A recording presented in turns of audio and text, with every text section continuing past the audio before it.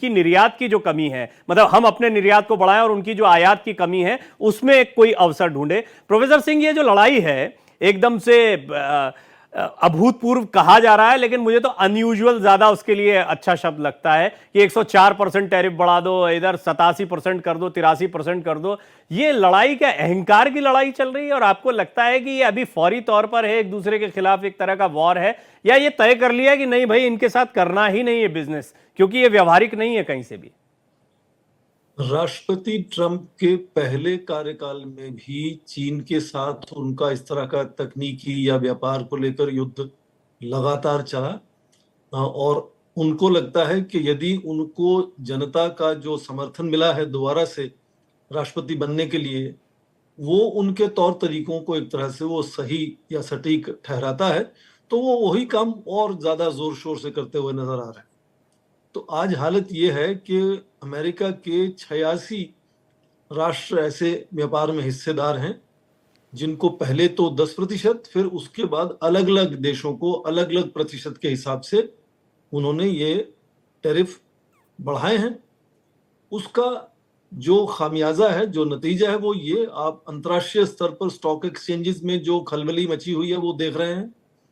कुछ पत्रकारों ने तो यहां तक आंकलन किया है कि पिछले 3 सप्ताह में या 4 सप्ताह में जो स्टॉक एक्सचेंजेस में जो घाटा बना है वो अपने आप में 6 या 7 ट्रिलियन डॉलर उसको आंकलन उसका किया गया है।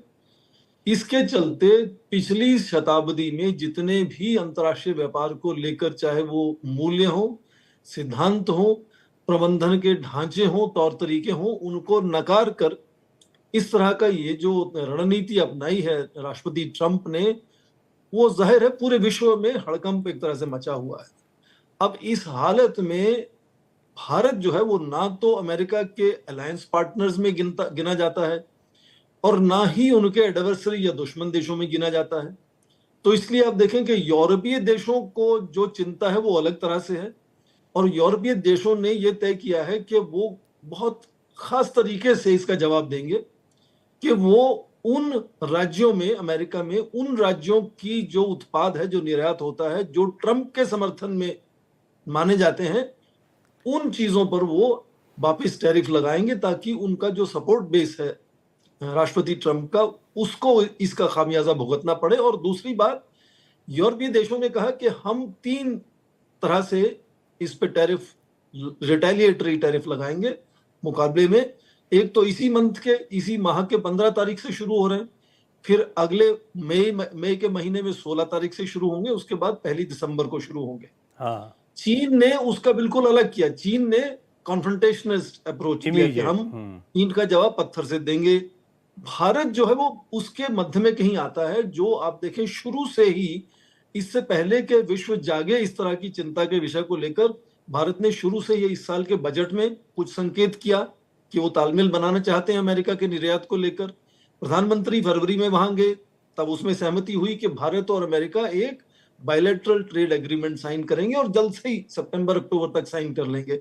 तो भारत लगातार उसमें प्रोएक्टिव भी रहा है और भारत के पास कुछ लीवरेजेस हैं।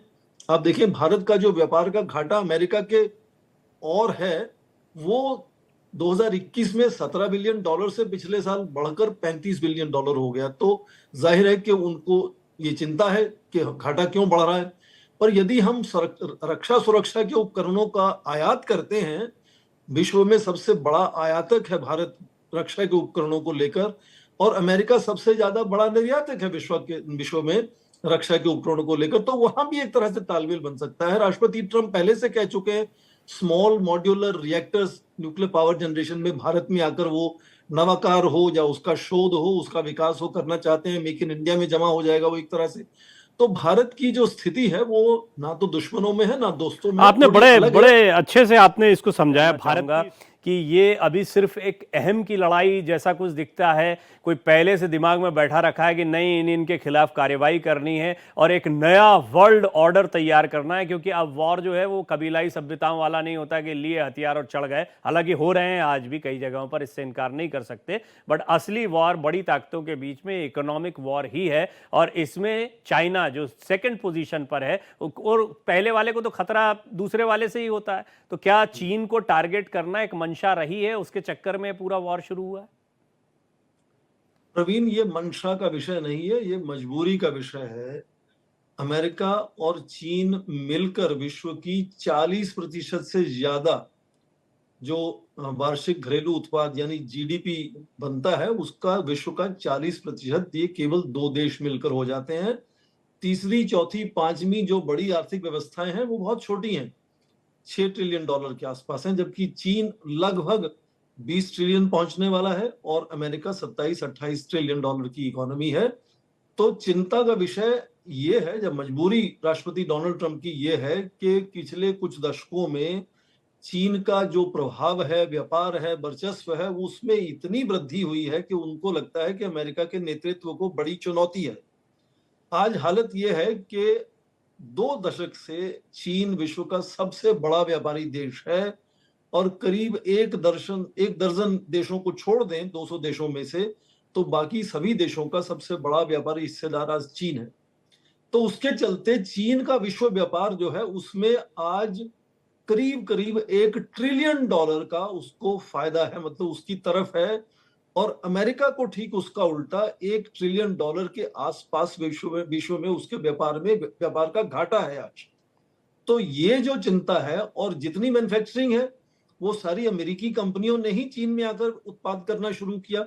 तो आज विश्व का अकेला देश, 200 देशों में से अकेला चीन 30 या 35% विश्व का उत्पादन मैन्युफैक्चरिंग करता है। ये खासकर जब आपको सर्वव्यापी महामारी हुई तो ये विकसित देशों को पता चला कि उनको छोटी चीजें जैसे मास्क लगाना था चेहरे पर, वो भी चीन से मंगवाना पड़ा।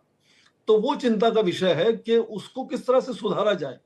तो अमेरिका को मैन्युफैक्चरिंग में, सर्विसेज में अमेरिका बहुत अच्छे से काम करता है, पर मैन्युफैक्चरिंग में वो उसको कंपेटिटिव बनाना चाहता है और व्यापार के घाटे की चिंता है। मैंने कहा भारत के साथ व्यापार का घाटा लगभग $35 बिलियन है, चीन के साथ 295, मतलब $300 बिलियन का केवल व्यापार का घाटा केवल चीन के साथ है। तो वो चिंता का विषय है राष्ट्रपति ट्रंप का, और वो सही भी चिंता का विषय है कि इतना ज्यादा व्यापार में घाटा यदि है तो आर्थिक व्यवस्था कैसे वृद्धि करेगी, कैसे तरक्की करेगी, आगे जाएगी। पर उसको सुधारने के तरीके, ये जो अचानक आपने अल्टीमेटम दे दिया कि 24 घंटे में आप ऐसे कीजिए नहीं तो आपको 100% टैरिफ आपके ऊपर लगेगा, तो वो तरीका तो मान्य नहीं है किसी भी देश को भी। और खासकर यदि चीन जैसा देश है जिसका हम इतिहास जानते हैं कि वो इस तरह से नहीं मानेगा। अपने इनॉग्रेशन पर 2 बार राष्ट्रपति ट्रंप ने उनको फोन करके कहा शी जिनपिंग को कि आप मेरे इनॉग्रेशन में आ जाएं, वो नहीं आए। तो वो जो तालमेल दोनों देशों का है, इसी में हम अक्सर सुनते हैं कि जब 2 हाथियों में लड़ाई होती है तो घास पिटता है उसमें। When elephants fight, it is the grass that suffers. तो उसका खामियाजा जो है वो बहुत से देशों को अपनी अपनी जो वेरी क्षमता इंटरेस्टिंग। है, मुझे जो मतलब ये समझ लीजिए कि अभी आपकी इतनी बात को किसी ने सुना होगा तो उन्हें एग्जैक्ट समझ में आया होगा, हालांकि ये विषय और गहरा हो सकता है कि अब मैं चलते चलते फाइनल कमेंट आप दोनों से चाहूंगा। प्रोफेसर सिंह, बहुत संक्षेप में कमेंट, क्योंकि अब शो खत्म कर रहे हैं हम। आपको लगता है ये इसमें बदलाव होगा? ये जल्दबाजी में कदम उठाया, अभी दिखा दिया, हलचल मचा दी है, लेकिन ये वापसी होगी? बिल्कुल इसकी वापसी होगी जब अगले सप्ताह देखेंगे कि चीन में बना हुआ अमेरिका का ही एप्पल फोन 1000 का नहीं बल्कि $2000 का होगा, तो आक्रोश बढ़ेगा। सभी शहरों में प्रदर्शन शुरू हो गए अमेरिका में।